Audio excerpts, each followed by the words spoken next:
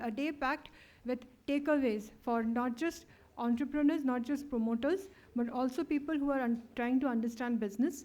So I hope it is productive for you all. We start with Dr. Mathai Fenn's session, but may I introduce Duhita, my star for the day, who is going to co-host this with me. And I'm really grateful to her for her enthusiasm and the entire effort that she's putting in. Duhita, please take it ahead. Thank you. Thank you, ma'am. Good afternoon, everyone. I'm going to introduce Dr. Mathai Fenn. Dr. Mathai Fenn is an cognitive psychologist, consultant, and educator with PhD from IIT Bombay. His works focus on helping individuals and organizations adapt to an unpredictable technology-driven future through cognitive psychology, design thinking, and management insight. He has consulted with MSMEs like Natural Pure Supercritical Private Limited and leads Fenn Hall in Kerala. As a teacher at institutes such as IIT Gandhinagar and the American University of Armenia. He is cognitive science and reflect practice to prepare a future leader. Dr. Fenn also write and speak on psychology, leading and AI promoting intelligence, empathetic and sustainable growth. Dr. Mathai Fenn.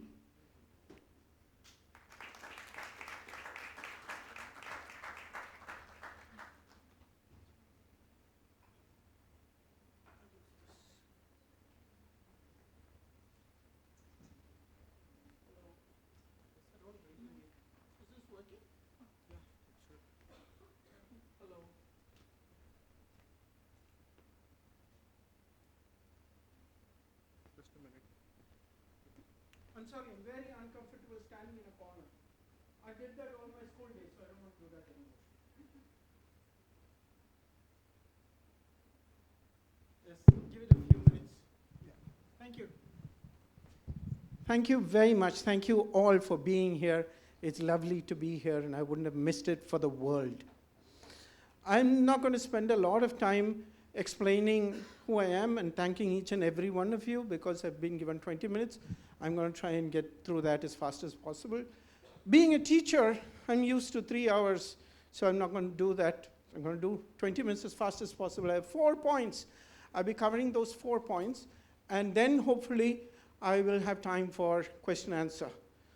Preferably, I would have liked question answer alone, but since you need something to ask questions on, I can see my students, some students here, which is good. So I'm going to take you forward.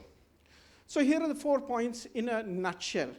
In case anybody goes to sleep, you can always sleep and still remember what the 4 points are. That's why I'm giving you the 4 points. The first is the social stock exchange is an amazing new thing that has grown out of a social revolution. Okay? So this is 21st century and not the 20th century. We'll go back to that in a minute and see how that is different. Then I have a story of 2 CEOs whom I had a direct conversation with. One was a CEO of a smaller firm in Bangalore, and the other person was, at the time, CEO of Tata Steel. So there are 2 people that I had a conversation with. The third point is, I'm going to ask the question of, if I could do social stock exchange, what would I want to raise money for and why? That would be and this is not about me. This is to give you an idea. Because I know students, I know when I was young, social work is for a particular kind of people. Not people who want money, people who will work for free or maybe work for a lesser salary. In fact, I had a person in Bombay who came to me and said, "Sir, give me a job in the social sector." I said, "Why?" "Because I don't like to work hard." I said, "Get lost. Don't sit in my house. Get lost." So we'll talk a little bit about what I would do if I could. And finally, this is a journey. And I'm not going to tell you all about the journey. We have a lot of speakers here who are going to talk about different stages of the journey, offer you chances for exchange and questions and all of that. And then I'm going to end with a short quote, not by a very, very famous guy, but by ChatGPT. That's the person to quote these days, right? who quotes old men, old people, doesn't matter anymore.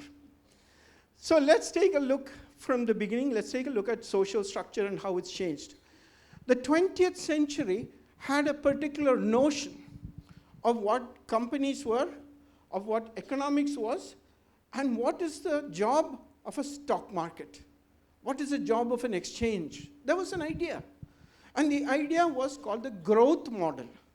The growth model said that there's enough money for everybody, just keep making more and more and more, and the only thing that matters is profit. That came to an end. The most obvious point at which we can say that that came to end was with a movement called Occupy Wall Street, which is the first organized event against stock markets. Is to say that this thing doesn't work. Imagine, over 90% of the money in the world is in the capital markets. It's not about us buying chai or what can I eat. When I was a student, I would look at each project and said, oh my God, how many chais could I have had with that project money? It doesn't matter, just zeros on a paper. 90% of the money of the world is in those markets. And people are beginning to ask, is this a good way to divide capital? Is this the best way to bridge the gap that is growing every year? The 20th century was a great decade. It gave us so many things. It gave us flights to the moon. It gave us, of course, now we talk about the Mars. We don't talk about the moon anymore. But it gave us so much. But it also gave us a growing disparity. Last year I was in Gujarat. I was in Ahmedabad, and I asked all my friends, where is the villages of Gujarat? They said, what village? There is no village in Gujarat. The Ahmedabad is it. I had to go find a friend who's in the social sector. He had to find a person who's actually working in the villages, and one day I spent in a village. That was a very difficult thing to find.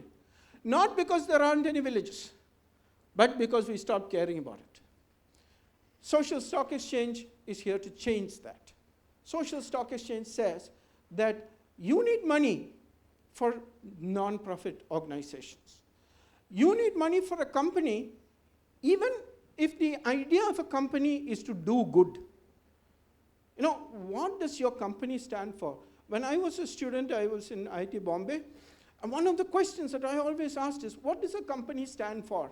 And it's got vision and mission statements. And my favorite thing is to walk into a company with the vision and mission statement behind him, sit in front of the guy and said, without turning back, can you tell me what your vision is and what your values are? Nobody knows.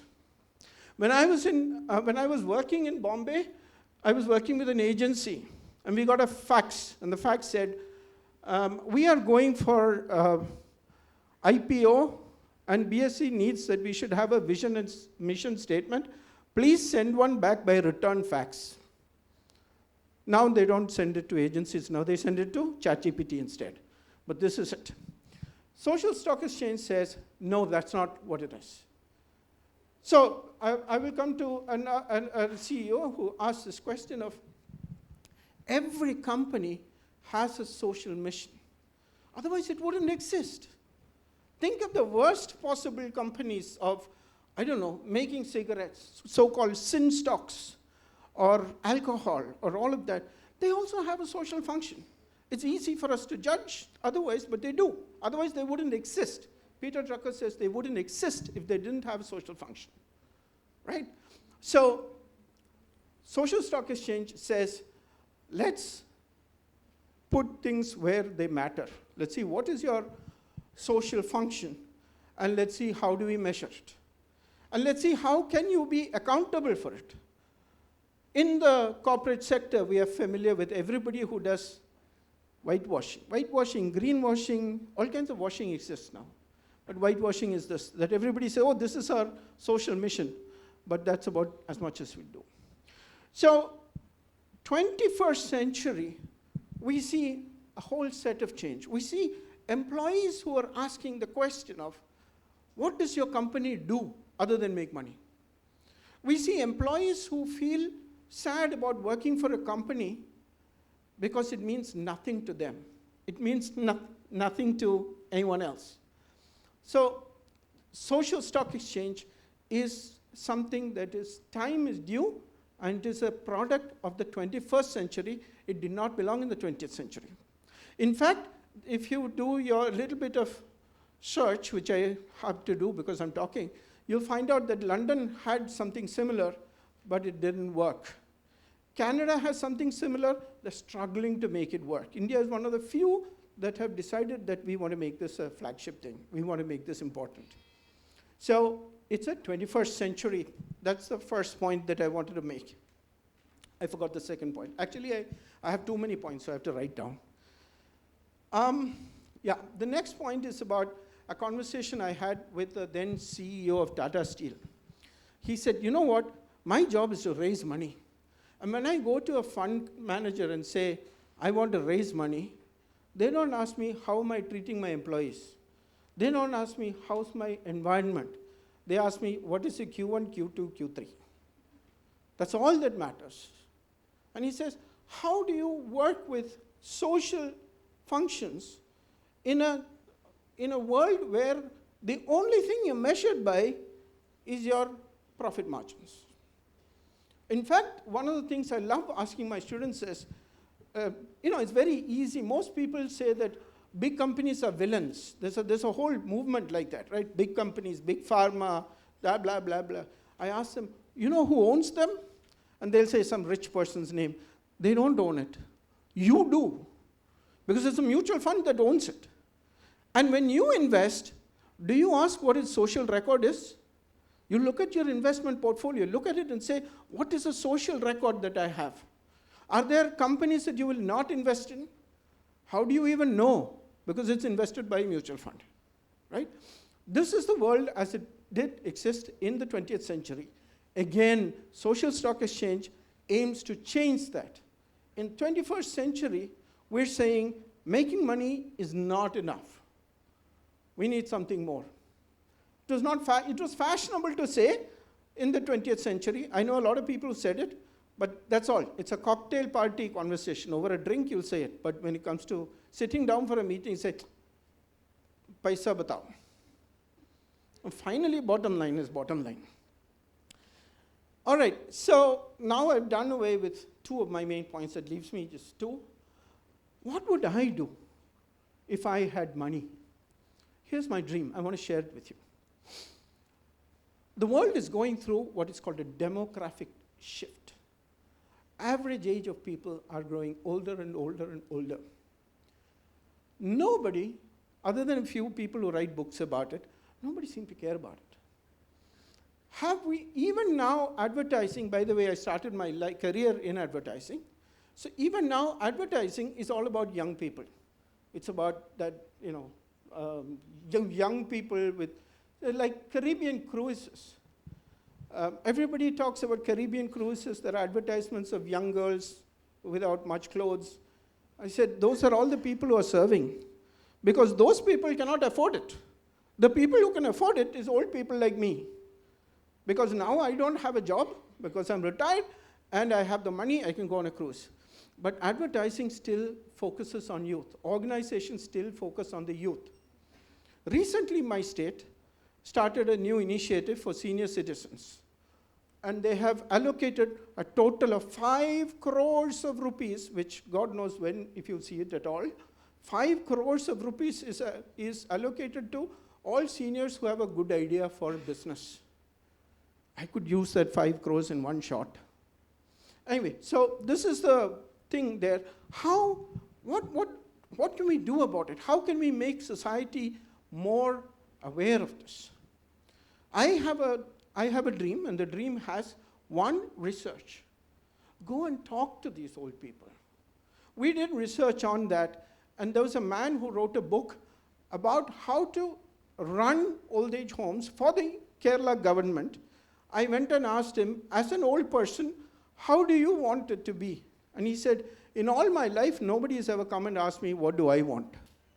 There's always somebody else who decides. It may be my children, it may be a company, maybe somebody else, but it's always somebody else who decides. Nobody came and asked me. So we did that. We went from places, we went to senior citizens' homes and asked, what do you want? Here's one quote that I'll give you from a senior citizen. He said, I have a superb place to stay. I have great food. I even have some friends who are all old people, nobody young. But I have no idea why I'm alive. What am I living for? I met a teacher who said, all my life I was with young people. I was motivated by their energy. Now all I see is old people around me. So where does that take us? This led us to the second phase, which is called the intergenerational dialogue. And we asked young people to go home and speak to your grandparents and ask them, and I invite all of you young people to go home and speak to their grandparents. Don't tell them what they, don't ask them, Abhi tabiyat kaisa hai? Doesn't matter. Tabiyat is not the issue. Tell me about life. How was life? How were you when you were a student? And it's a gem of a thing. People who have done that have all come back and thanked us for it. We need to build those bridges. So if I had money, I would do one, research into senior citizens and their lives, which we have pushed into the corners, pushed away, right? Do research. Second, I would do consultation. Consultation to whom? Consultation to people who make cars. How can your cars be more senior friendly? Why do you assume that the only thing in a car is mileage and power? What about access? What about ingress? All of those issues. To companies who have commercial products, I would tell them, what do the seniors want? And I am very interested, and I'm looking at how can we look after our seniors better. Not for free. In fact, I was just telling somebody here that in the old days, what we did was, whatever we did for society was always done free. Because you should not take money for it. And that is commercial. Commercial is, how do I say? This is social. But why do you assume that when you're doing social, there's no capital requirement? Where is the money coming from? Do I hire people? I have struggles. I pay from my own pocket when I do projects. And if I had a significant source of income, I would show you how we can have an IIT level organization. Because I did my PhD in IIT, I worked in IITs, I know what that looks like, I know what XLRI looks like, I know what IIMs look like. That level of organization that looks at social change, the shift that's happening. I get seniors to use AI, for example. A lot of the questions that they have can be answered. Okay, you can have somebody to talk to. Just need somebody to put in that time and talk to them. There are, one of the things I do is I set up motion alarms for people who get up at night. One of the things that we don't know is when people get up at night. Hello. Hey. So, research, consulting, policy. I want our country, we believe we are young forever. Just because India is behind the curve.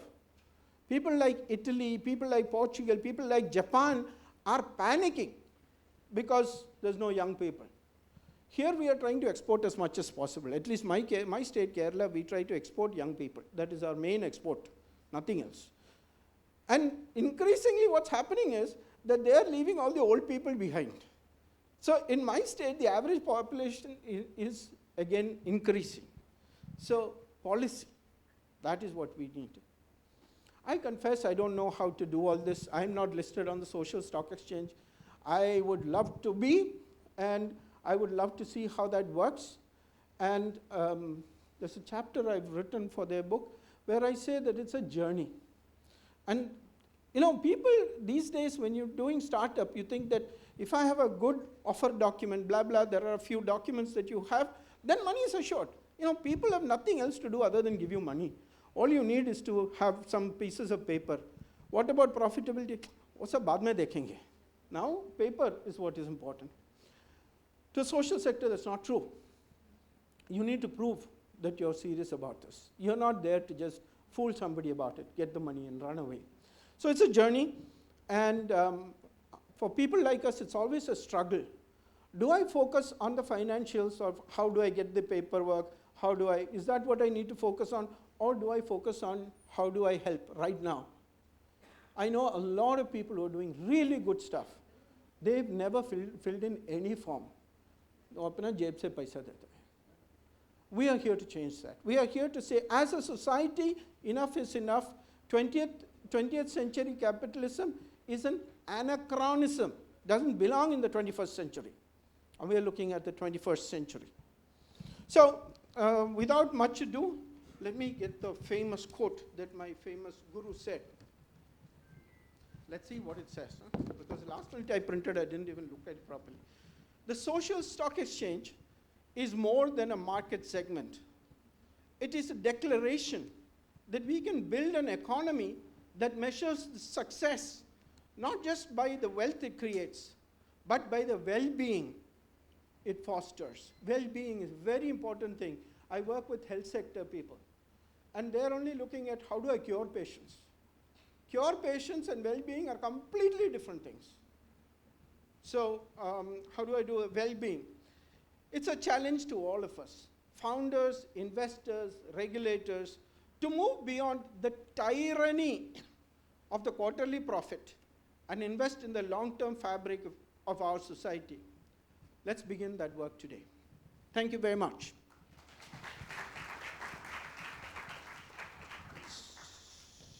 Yeah. I'm here the whole day, so I'm not going to run away. If you want to ask something to me personally, you can ask. But now is a good time if you have a comment to make that is important to everybody to hear, for everybody to hear.